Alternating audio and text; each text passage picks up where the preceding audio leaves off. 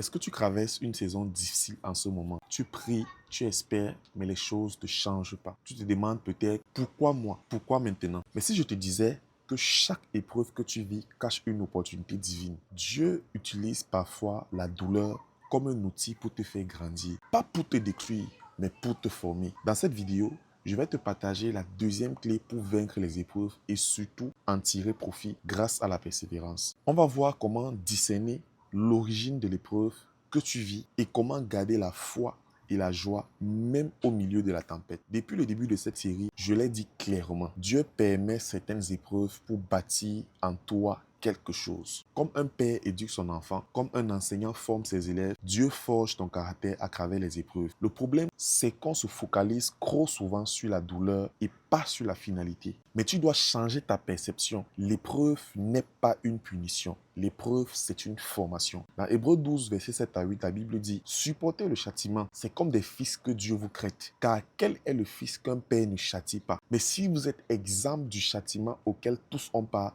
vous êtes donc des enfants illégitimes et non des fils. » Est-ce que cela veut dire que Dieu prend plaisir à te faire souffrir? Bien sûr que non. Le chirurgien qui opère son patient ne le fait pas pour le faire souffrir, mais pour le sauver. Dieu est ce bon Père qui se soucie de ta croissance, de ta foi, de ta destinée. Alors ne crains pas l'épreuve, ne la fuis pas.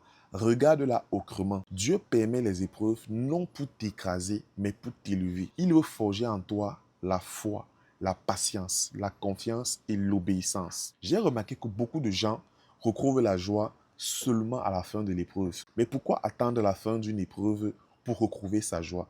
Pourquoi se priver de la joie pendant tout le processus? Dans 1 Thessaloniciens 5, verset 16, la Bible nous dit « Soyez toujours joyeux, toujours joyeux, toujours joyeux. » Même dans l'épreuve, c'est difficile, oui, mais ce n'est pas impossible. Si tu crois en la parole de Dieu, alors tu peux croire qu'il peut te donner la force d'être joyeux, même au milieu de la souffrance. Tu te demandes sûrement, ok, c'est beau tout ça, mais concrètement, comment je fais pour tirer profit de cette saison difficile par laquelle je passe? Je vais te partager 3 étapes simples, mais puissantes qui peuvent t'aider à tirer profit. Première étape, identifier la nature de ce que tu vis avant de dire que tu es dans une épreuve envoyée par Dieu. Analyse bien ta situation. Demande-toi, est-ce une tentation née de mes propres convoitises? Est-ce une conséquence de ma désobéissance à Dieu? Ou bien est-ce une vraie épreuve que Dieu permet pour me former? Dans Jacques 1, verset 13, la Bible nous avertit que Dieu ne tente personne. Alors si par exemple, tu fais des appels vidéo tard le soir, en tenue légère, avec une personne de sexe opposé, et qu'après,